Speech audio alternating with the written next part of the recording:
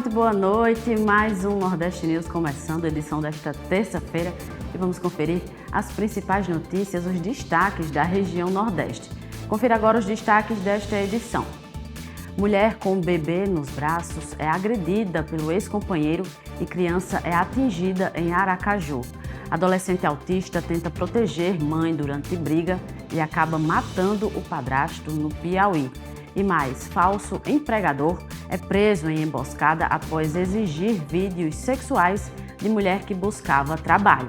O Nordeste News está no ar.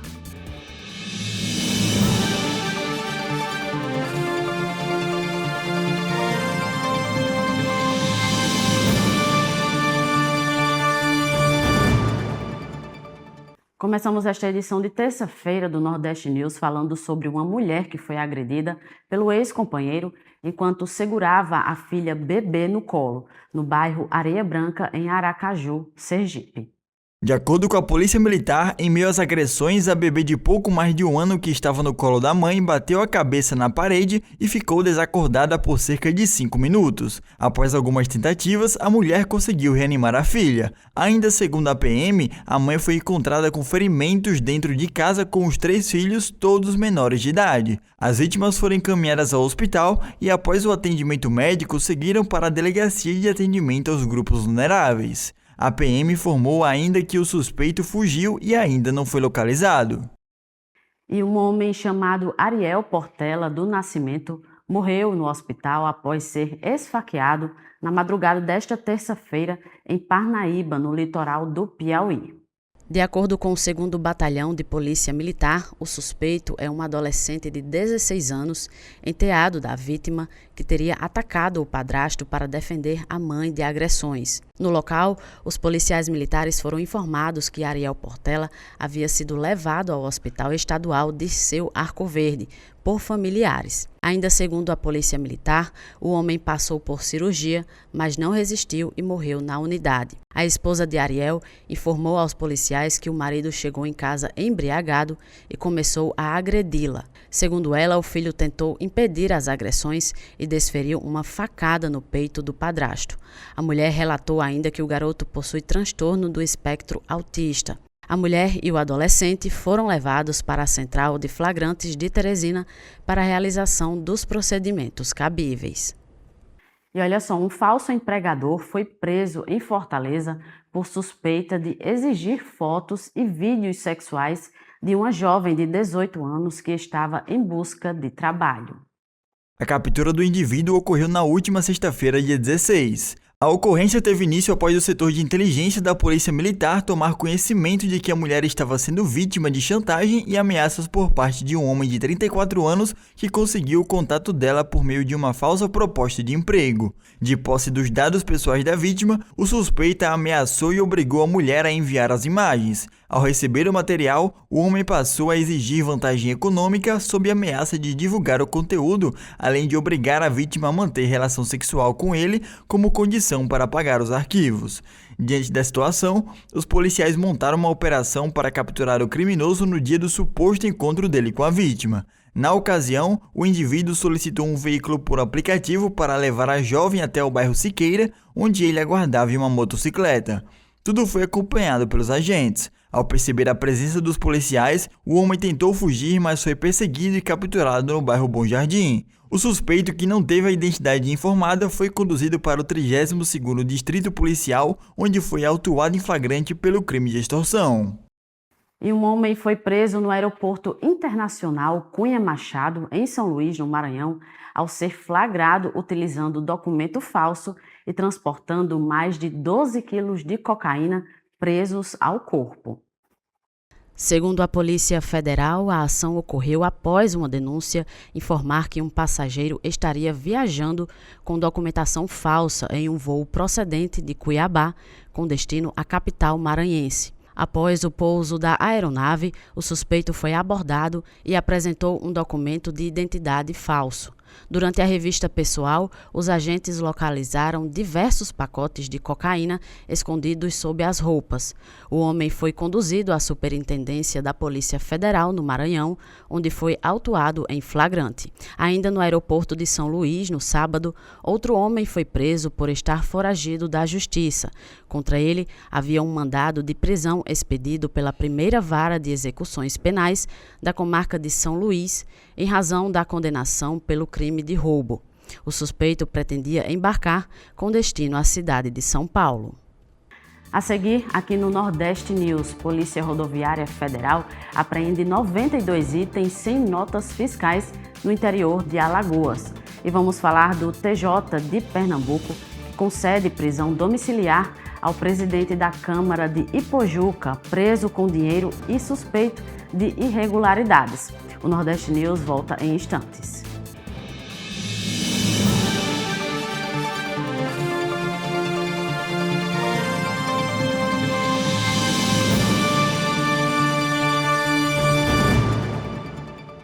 Agenda Propaganda apresenta Paulo Ricardo, Turnê XL, comemorando 40 anos de carreira. Domingo, 15 de março, 19 horas, Teatro Riachuelo. Ingressos em ru.com ou na bilheteria.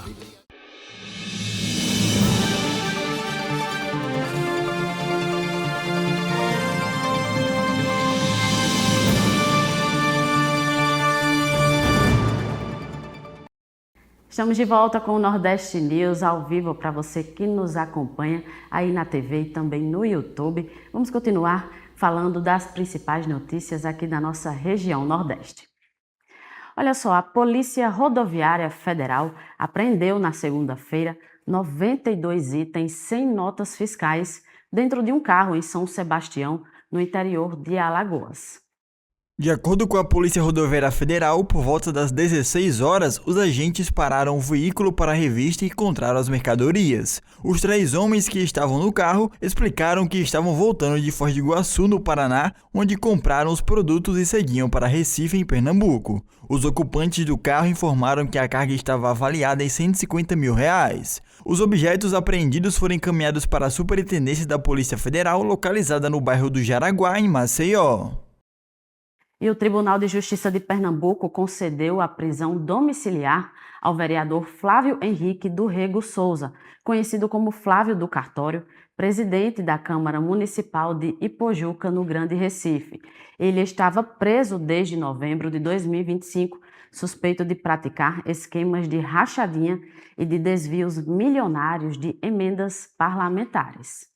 Flávio foi preso num supermercado em Boa Viagem, na zona sul do Recife, quando estava com o também vereador de Ipojuca, professor Eduardo, que é vice-presidente da casa. Entretanto, somente o presidente da casa seguiu preso, enquanto o vice foi solto no dia seguinte. Quando detidos, os 2 vereadores estavam com mais de R$14 mil em espécie, além de mais de R$3 mil que estavam em envelopes no carro do presidente da Câmara. Havia anotações com nomes de servidores da Câmara Municipal, mencionando valores que somam R$345 mil. A suspeita é de que o material indique o controle mensal de um possível esquema de rachadinha ligado aos desvios milionários investigados pela Operação Alvitre. As apurações indicam que os recursos públicos foram destinados a associações de fachada, localizadas em outros municípios, sem estrutura ou competência técnica para executar os projetos contratados.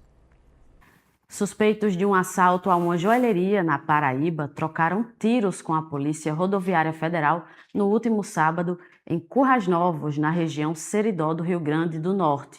Após perseguição e confronto armado, os criminosos conseguiram fugir, mas a polícia apreendeu armas, o carro usado no crime e as joias roubadas. O assalto aconteceu na cidade de Pombal, no sertão da Paraíba, e os suspeitos fugiram em direção ao Rio Grande do Norte. A PRF recebeu informações sobre o crime por volta das 3 da tarde e passou a monitorar possíveis rotas de fuga. Durante patrulhamento na BR-226 em Currais Novos, o veículo suspeito foi localizado nas proximidades do centro da cidade. Ao perceber a presença da viatura, o motorista acelerou e iniciou a fuga. Durante a perseguição rumo à zona rural, o carro bateu em pedras, rompeu uma cerca e teve um dos pneus estourado. Ao abandonar o veículo, alguns dos ocupantes atiraram contra os policiais, que reagiram ao ataque. Após o confronto, 4 suspeitos fugiram a pé para uma área de mata fechada nas proximidades do Açude Dourado e não foram localizados. No veículo, a PRF encontrou armas, munições, joias roubadas e outros materiais, além de constatar que o carro tinha placa clonada e registro de roubo. Todo o material apreendido foi encaminhado à Delegacia de Polícia Civil, que segue com as investigações. E o Ministério Público do Maranhão apresentou nesta segunda-feira uma denúncia contra o prefeito de Turilândia, Paulo Curió, também a atual vice-prefeita, a ex-vice-prefeita e 7 familiares, sob a suspeita de desvio de aproximadamente 56 milhões de reais em recursos públicos. O documento, assinado pelo Procurador-Geral de Justiça, Danilo José de Castro, foi encaminhado ao gabinete da desembargadora Maria da Graça, relatora do processo na 3ª Câmara Criminal do Tribunal de Justiça do Maranhão, que irá analisar se a ação penal será recebida. De acordo com o Ministério Público do Maranhão, uma nova denúncia deverá ser apresentada nos próximos dias contra os 11 vereadores que atualmente cumprem prisão domiciliar, além de servidores públicos suspeitos de envolvimento no esquema. Mesmo nessa condição, o presidente da Câmara Municipal, José Luiz Araújo Diniz, conhecido como Pelego, assumiu interinamente a Prefeitura de Turilândia, por determinação do TJ Maranhão. Caso a denúncia seja aceita, os investigados passarão à condição de réus e responderão judicialmente pelos crimes imputados. E no próximo bloco, 2 pessoas morrem e 20 ficam feridas em acidente envolvendo micro-ônibus de prefeitura do interior da Bahia. E mais, lei do gabarito, que muda regras sobre altura de prédios na orla de João Pessoa, deve ser analisada nesta quarta-feira pelo TJ Paraíba. O Nordeste News volta já, não saia daí.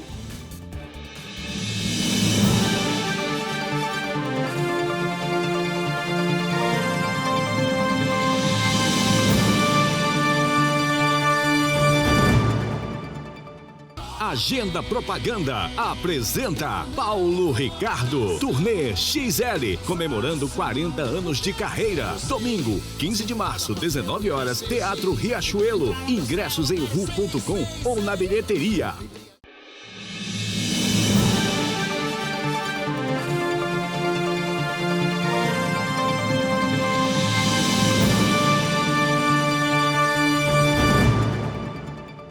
Nordeste News está de volta. Muito obrigada pela sua companhia nesta terça-feira. Vamos continuar conferindo as principais notícias aqui da região Nordeste.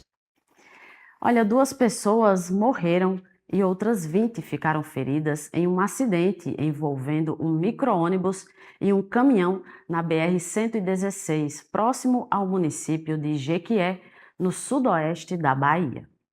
A batida aconteceu na noite de segunda-feira, quando o ônibus saiu de Salvador com destino a Ipiaú. Segundo a Polícia Rodoviária Federal, o micro-ônibus tombou na pista e depois foi atingido pelo caminhão.